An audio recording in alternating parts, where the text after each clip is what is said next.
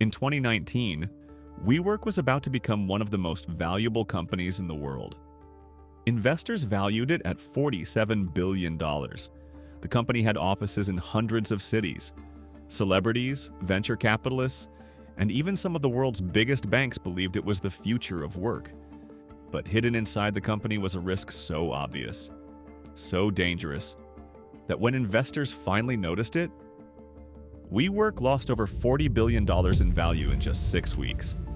And the strange thing is, the warning signs had been there from the very beginning, but almost nobody questioned them.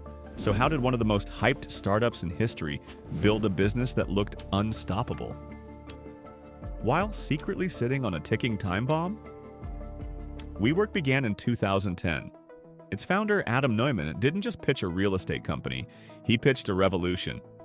Instead of boring offices and long leases, WeWork promised something completely different: flexible workspaces, creative communities, and a global network where entrepreneurs, startups, and freelancers could work together.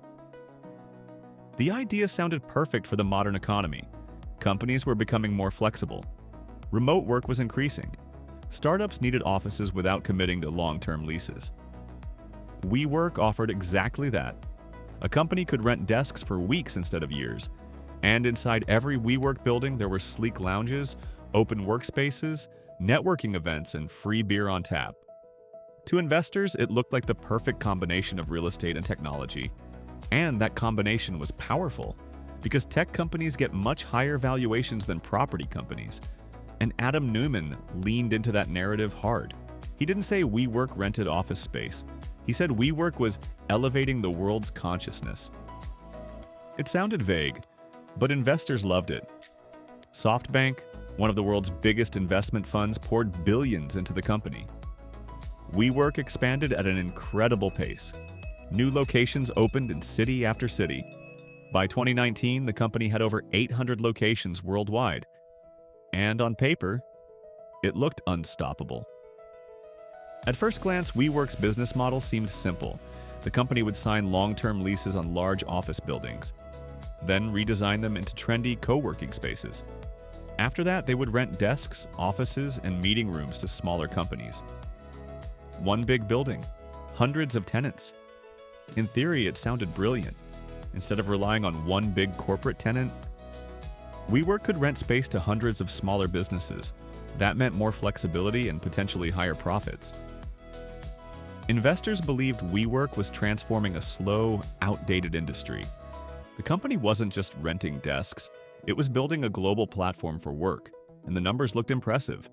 Revenue exploded from $75 million in 2014 to nearly $2 billion by 2018. The growth was staggering. But buried underneath that explosive expansion was something very few people stopped to think about. A single structural risk. A risk so dangerous that once it became clear, the entire company nearly collapsed overnight. Here's what almost everyone ignored. WeWork signed long-term leases, but it rented desks short-term. The company often committed to 15-year leases on buildings, but its customers could leave with just a few months' notice. That meant WeWork had a massive financial obligation, billions of dollars in rent payments stretching years into the future. But the income covering those costs could disappear almost instantly. If the economy slowed down, if startups failed, if companies stopped renting desks, WeWork would still be responsible for those leases. Imagine running a hotel where guests can check out whenever they want, but you're locked into paying the building owner for the next 15 years. That was WeWork's real business model.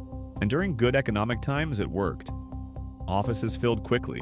Startups flooded into co-working spaces. Money poured into the company. But the moment demand slowed, the entire structure could unravel. This wasn't a small risk. It was the core foundation of the company. And yet for years, investors barely questioned it. Because as long as growth continued, nobody wanted to stop the momentum. Another reason the risk went unnoticed was the cult-like belief surrounding WeWork's founder. Adam Neumann wasn't just the CEO, he was treated like a visionary. Employees described the company culture as almost spiritual. Massive company parties, private jets, tequila-fueled celebrations. At one point, WeWork even tried launching things like WeGrow, a private school, WeLive, shared living apartments, and a plan to expand into cities, housing, and education. The ambition sounded limitless. But behind the scenes, concerns were growing. Neumann had taken millions in loans against his shares. He personally owned buildings that WeWork then leased from him, and the company was losing enormous amounts of money. In 2018 alone, WeWork lost $1.9 billion.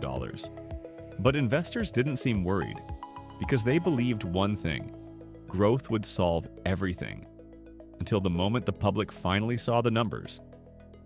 In 2019, WeWork prepared to go public, and as part of the process, the company had to release its financial documents. For the first time, everyone could see exactly how the business worked, and the reaction was immediate. Investors realized the company wasn't a tech platform. It was a highly leveraged real estate business, one with billions in long-term lease obligations, one that was burning cash at an alarming rate, and one whose revenue could vanish if tenants left. The valuation collapsed from $47 billion to less than $10 billion in just weeks. The IPO was canceled. Adam Neumann was forced to step down as CEO. Thousands of employees lost their jobs, and one of the most hyped startups in Silicon Valley history almost disappeared overnight, all because of a risk that had existed from the very beginning. The story of WeWork isn't just about a failed IPO. It's about what happens when hype becomes stronger than logic. For years, investors focused on the dream: a global network, a revolutionary workplace, a company that would change how the world works. But they ignored the basic reality underneath it all. WeWork wasn't a tech company. It was a company signing 15-year leases and hoping its customers would stick around. When that illusion finally broke, the entire company nearly collapsed, and it raises a bigger question: how many companies today are being valued like technology giants, while hiding risks that no one is questioning? If you found this story interesting, you'll probably enjoy the other business breakdowns on this channel. Stories about companies that looked unstoppable until one decision changed everything.